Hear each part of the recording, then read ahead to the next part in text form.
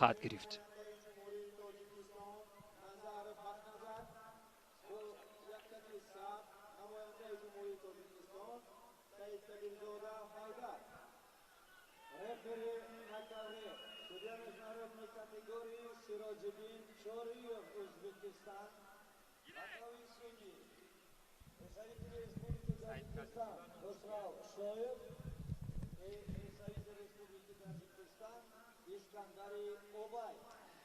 اینک دوستان عزیز، رقابت ورزشگران دسته وزن 80 کیلوگرم به دور دوم میرسد، جایی که حقنظر نظروف ورزشگری که با لباسهای سفید است در برابر حیدر سعید اکبرزاده قرار میگیرد.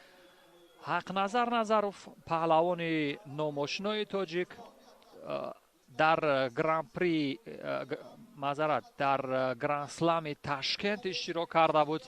مراتبه اول در رقابت‌های بین المللی جودو جهانی در آنجا پیروز نشد، ولی در دور اول شکست خورد و ببینیم در رقابت‌های بین المللی گوشتینگیری که بخشیده به 30مین سالگرد استقلالیت دولتی جمهوری تاجیکستان برگزار می‌گردد چی استعداد و چی هنر به نمایش خواهد گذاشت.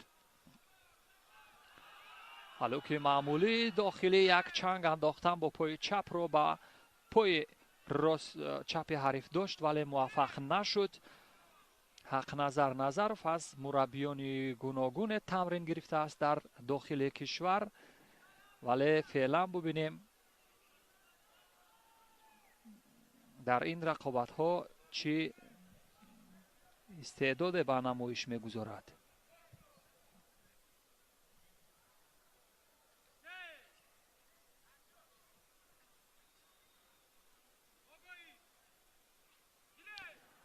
آگاهی به سعید اکبرزاده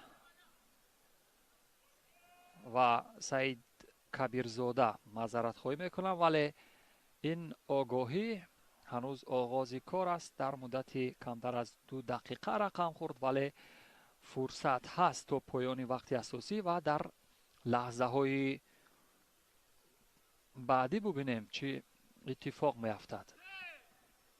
داور استعد گفت و بعد از دستور استعد داور این عمل رقم خورد. از این رو عمل اضافی حقنظر نظروف در لحظه پایانی هیچ نتیجه نداشت.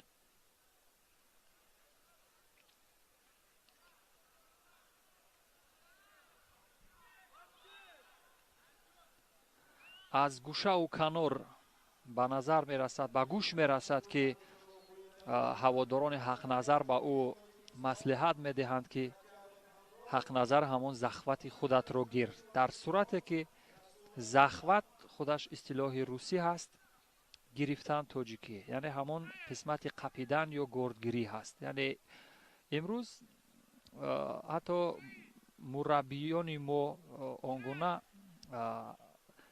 تأثیر زبان روسی به آنها هست که واقعا در عین ابراز نظر خود یا ابراز کردن فکر خود بدون استفاده یک کلمه روسی نمیتوانند فکر خود را بیان کنند. این البته از نگاه اسلوب شناسی و زبان دولتی ما، زبان مدرکی هست، تا جای نگران کننده خواهد بود.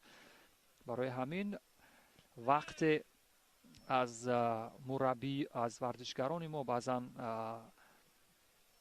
مصاحبه میگیریم، یعنی در بسیار حالت ها بعضی از آنها نظر خود را نمیتوانند آزادانه با زبان دولتی تاجیکی بیان کنند که این نیز قابل نگرانی هست دوستان عزیز. و از این لحاظ باید مربیان از همان لحظه های اول که شاگردانشون پا به صحنه های تمرین میگذارند، به تالارهای ورزش میگذارند، به خاطر پاس داشتن زبان دولتی تاجیکی، یعنی آنها را از همون عباره های ناب سفته تاجیک آشنا کنند تا اینکه حتی در دلخواه حالت آنها همون فکر خود را به زبان تاجیکی حداقل توانند بیان کرده باشند.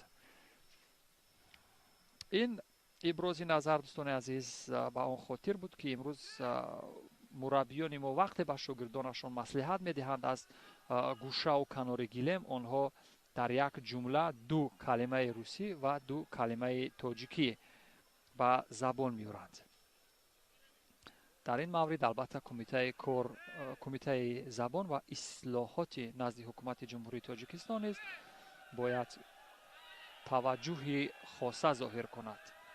چون که از یک طرف اگر بگیریم دوستان عزیز ورزشگران ما با رقابت های بین المللی می روند، در صورت غالب شدن از آنها یعنی مصاحبه می گیرند و در صورت ندانستن زبان روسی و انگلیسی آنها با زبان تاجیکی می توانند ابراز نظر کنند، چون که زبان تاجیکی هم امروز موقع جمهوریوی دارد، زبان موقع بین المللی دارد و به همین ترتیب دوستان عزیز ببینید اجرای اصولی که در لحظه های پایانی بود به نتیجه هر دو ورزشگر تا ثانیه های پایانی یک آگاهی دارند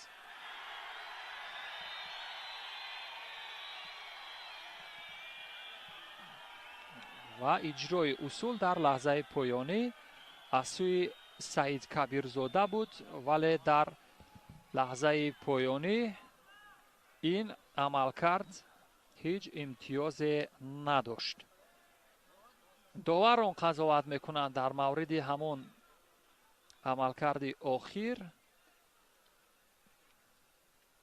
و شاید برای بعداً بهاگذاری کردن همون اصول خلاصه گیری کنند. بله، امتیاز بعداً بهاگذاری می شود. به همین ترتیب پرتاب حق نظر نظروف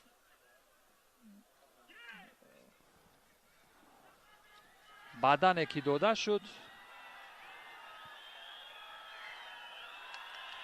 و حق نظر مغلوب می شود دوستان عزیز.